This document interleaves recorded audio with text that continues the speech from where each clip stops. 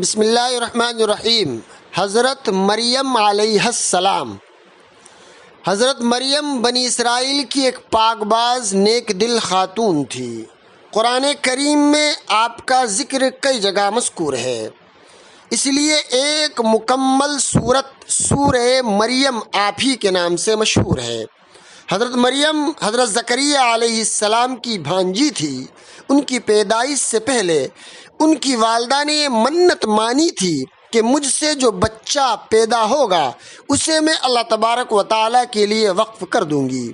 چنانچہ جب ان کی پیٹ سے حضرت مریم پیدا ہوئی تو ان کو تربیت کے لیے ان کے ماموں حضرت زکریا علیہ السلام کی نگرانی میں رکھ دیا گیا۔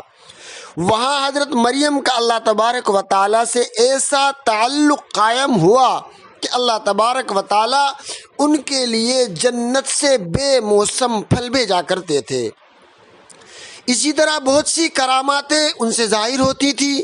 ایک کرامت یہ ظاہر ہوئی کہ اللہ تبارک و تعالیٰ نے بغیر کسی مرد کے ہاتھ لگائے ان کے بطن سے حضرت عیسیٰ علیہ السلام کو پیدا کیا، جو بعد میں اللہ تبارک و تعالیٰ کے نبی اور رسول ہوئے۔